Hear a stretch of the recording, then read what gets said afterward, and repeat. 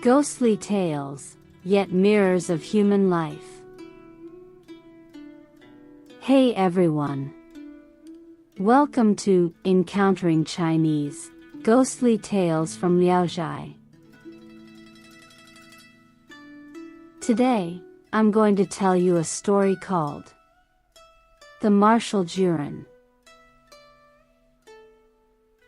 Sure, a martial Juren once set off for the capital with money, intending to seek a government position.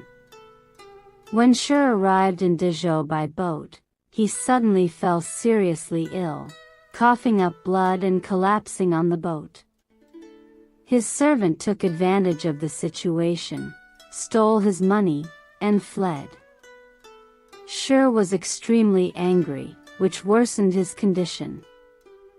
With no money or provisions left, the boat owner planned to expel him from the boat. It was already late at night when a woman happened to dock her boat beside Sure's. Hearing the conversation between Sure and the boat owner, she volunteered to take Sure onto her boat. The boat owner, naturally pleased, helped Sure onto the woman's boat. Sure noticed that the woman was around 40 years old, dressed elegantly, and had a captivating and graceful appearance. Enduring his pain, he groaned and expressed his gratitude to her.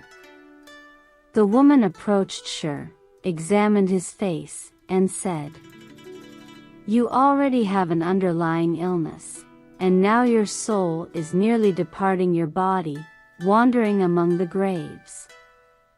Upon hearing this, Sure was terrified and began to wail loudly. The woman said, "I have a pill that can bring someone back from the brink of death. If you recover, you must not forget me." Crying, Sure swore to heaven that he would never forget the woman's life-saving grace. The woman then gave Sure the pill to swallow. After half a day, Sure felt somewhat better. The woman brought him a lavish meal and served him with great diligence, even better than a wife would, for which Sure was immensely grateful. A month later, Sure's illness finally healed. He crawled towards the woman on his knees, showing her the same reverence as he would to his own mother. The woman said to him, "I am now alone with no one to rely on. If you don't mind my age, I am willing to marry you." At that time, Sure was in his 30s, and his wife had been dead for over a year. Hearing the woman's words, he was overjoyed, and the two of them shared a bed and loved each other dearly. The woman then gave Sure money to fund his journey to the capital to seek an official position, and they agreed that if he secured a position, he would come back to take her home with him. Upon arriving in the capital, Sure used the woman's money to bribe court officials and secured a position as a provincial military officer. With the remaining money, Sure bought luxurious carriages and horses, preparing to return to his hometown. However, he began to think that the woman he had met on the boat was too old to be a suitable wife. So, with 100 taels of silver, he married a woman named Wang as his second wife. Feeling guilty and afraid that the woman would find out, Sure deliberately avoided Dezhou when he returned to his hometown to take up his new position. Over a year passed, and Sure did not write to inform the woman. One time, Sure's cousin happened to go to Dezhou on business and coincidentally stayed next door to the woman's house. When the woman learned of his relationship with Sure, she inquired about Sure's situation, and the cousin told her the truth. Upon hearing this, the woman cursed and recounted how she had saved Sure's life. The cousin, feeling indignant on her behalf, tried to comfort her, saying, My cousin might be too busy with official duties to come and get you. Please write him a letter, and I'll deliver it for you." The woman wrote a letter and handed it to Shi's cousin to take back to their hometown. When the cousin delivered the letter to Shi, he tossed it aside and ignored it. Over a year later, the woman went to find Shi herself. After arriving in Shi's hometown, she stayed at an inn. She then went to the office where Shi worked and asked the gatekeeper to notify him, but Shi refused to see her. One day, while Shi was drinking, he heard commotion and shouting outside the gate. As he put down his cup to listen, the woman lifted the curtain and walked into the room. Shi was startled at the sight of her and turned pale.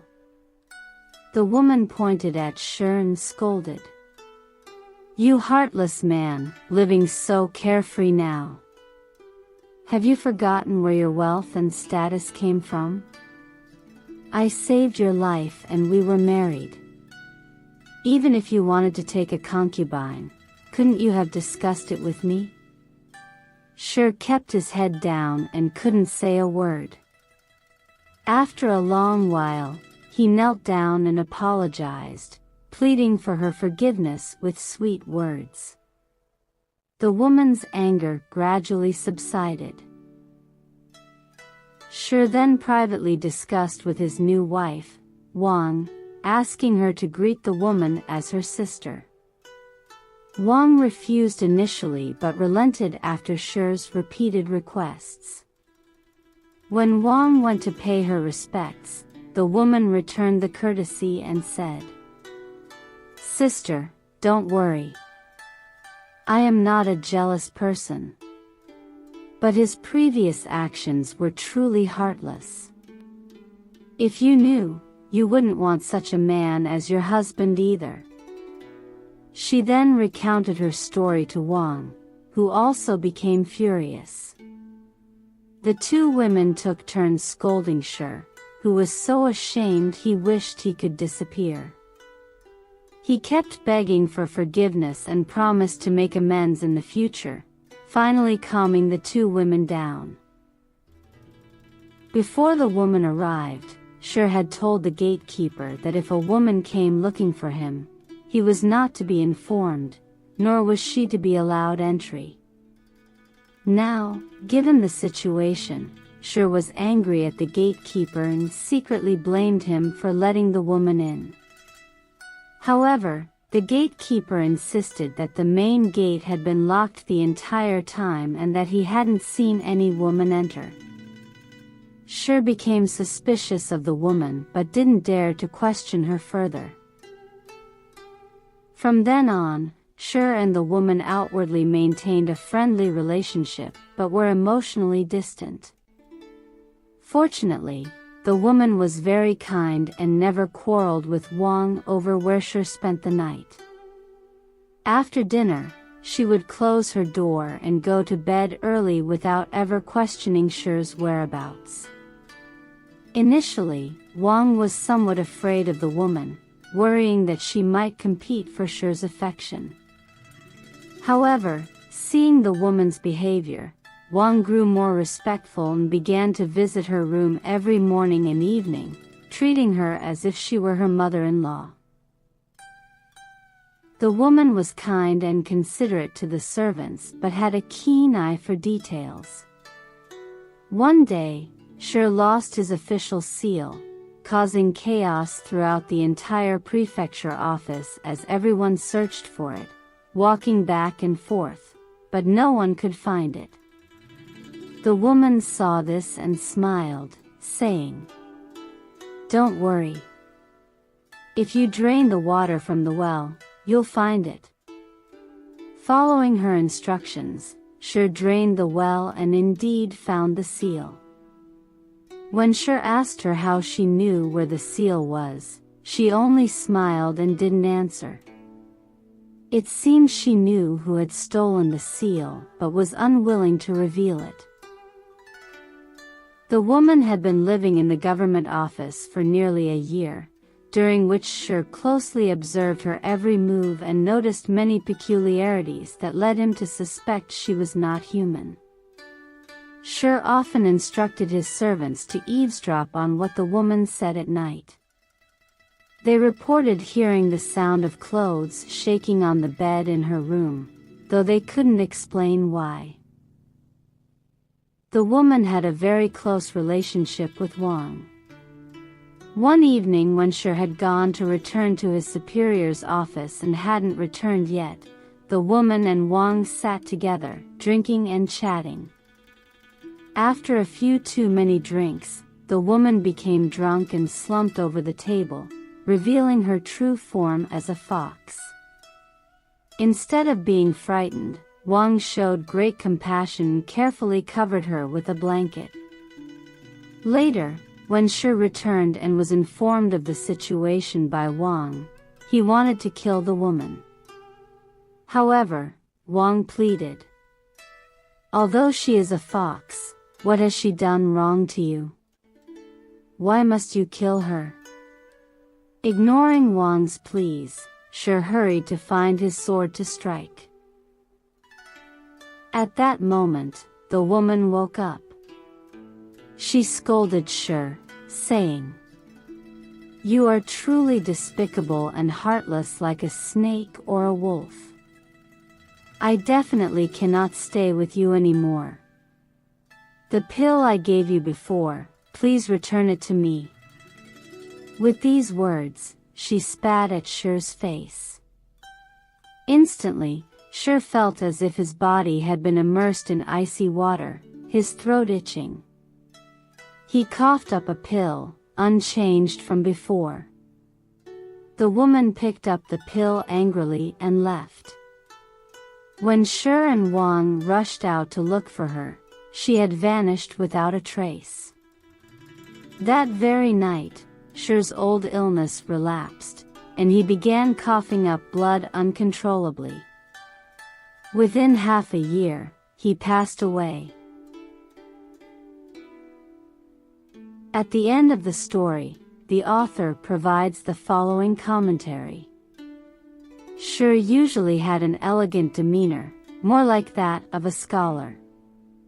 Some said he treated those less learned than himself with humility, speaking cautiously to avoid causing offense. His premature death in his prime was lamented by his colleagues in the court. However, upon hearing about his affair with the fox spirit woman, I couldn't help but feel he had acted treacherously. Alright. That's all for today's ghostly tale, The Martial Juren.